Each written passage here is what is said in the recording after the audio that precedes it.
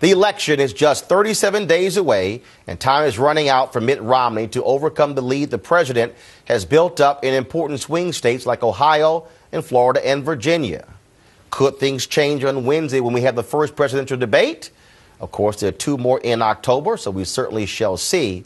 But, folks, the polls have been very clear in terms of the lead the president has. Of course, Republicans are complaining left and right about those very polls. And so we'll go right to our panel right now to talk about that because we have a busy week in politics, a busy month. So let's get right to it with Leonard Pitts. He's a columnist for the Miami Herald. He also is a Pulitzer Prize-winning columnist and did not get the memo about pocket squares on Washington Watch.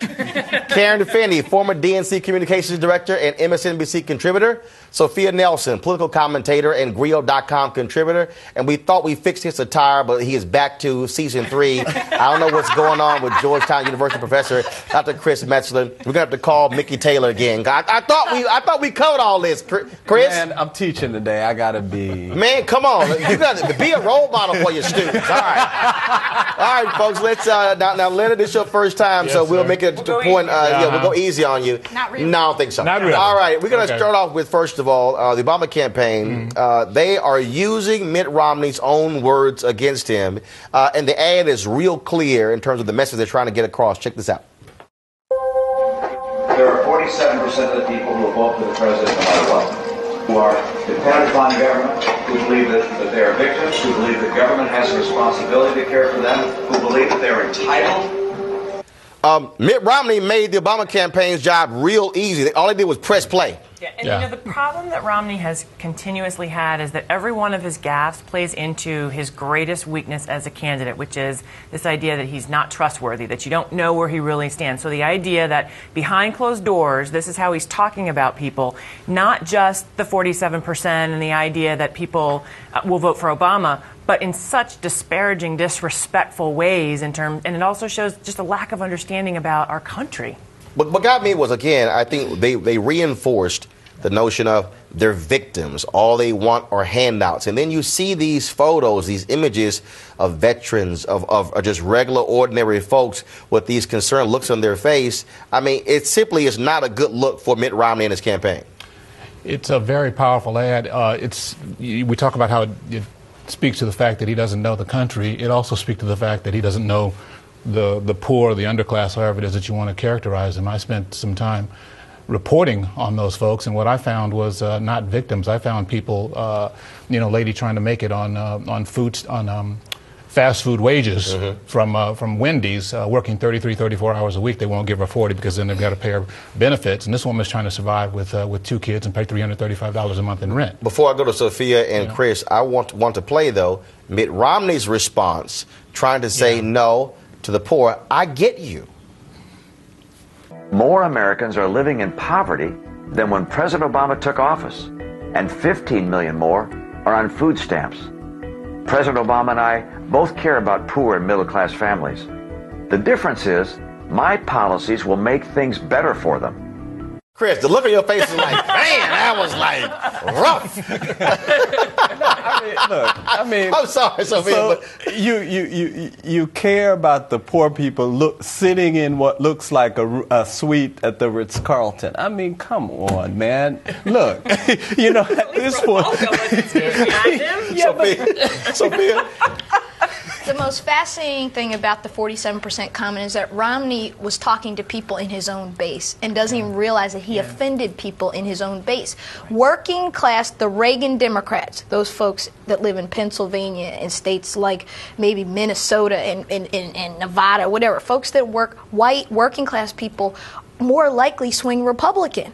And the comments, I just found astounding that you don't even know who your own base is. Well, and here's the other part of the problem. The other part of the problem is this shows that Mitt Romney does not know whether he is a true conservative or not. Because if he was a true conservative, he never would have said that.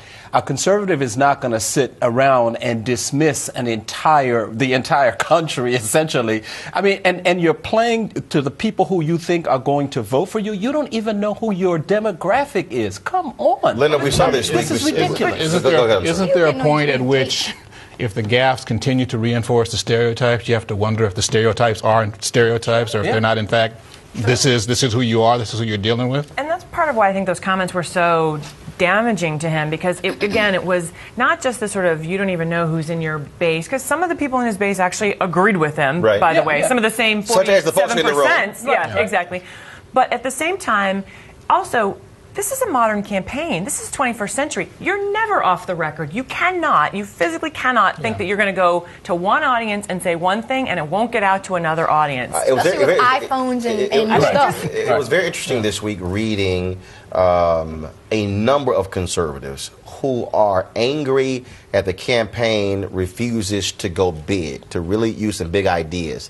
What is he going to have to do in this upcoming debate to establish the tone?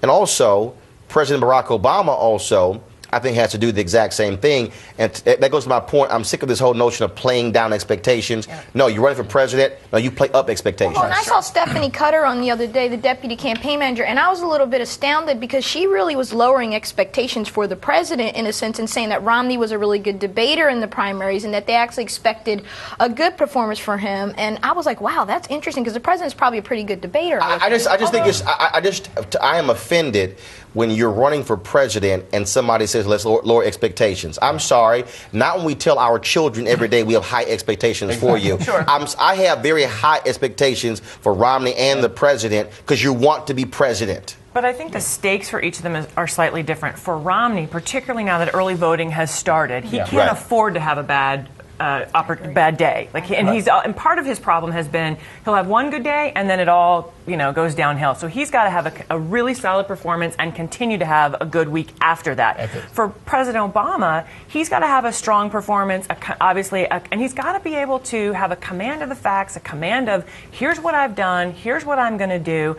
I would expect for Romney and he to get into this, who's telling the truth kind of thing, because we've seen that playing out in the air wars. And so the president's got to be very sharp and willing to come back with the facts and with the information, because I think Romney's going to use his rhetoric to try to, spin it a little bit away from the president. At this point, he's got to, not just he can't even just have a good day. He's got to have, a great day. He's got to have a great day. He's got to have the day of days, because he's taking on water. He's, heading toward the desert floor, whatever metaphor you want to use. But he's going to have 37 of those. Yeah, but it's got to start. Yeah, it's got to start there. But he's going to have 37 of those, and that's the fundamental problem, is that he's not going to have 37 of those. And so he can't just, for me, this whole campaign is just an utter disaster.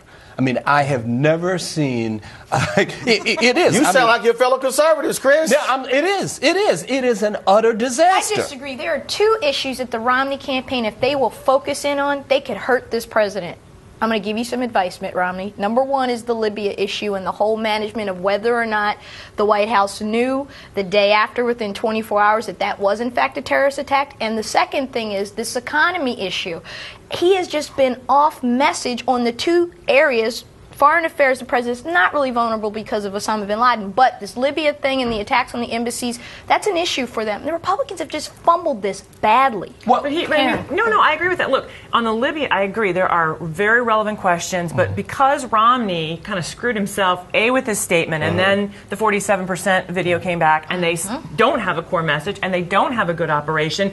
They were so busy being on defense that, frankly, the administration got a few days without having to answer those questions, and that's been Romney's continuous problem. He cannot get out of his own way. And he has, at this point... Real quick before I go to break, Chris. He's ceded the economy issue. And in light of the fact that he's ceded the economy issue, he doesn't have air cover to talk about anything. We're constantly talking about what is he going to say now that's going to make him look like an idiot. Folks, hold tight 1 second.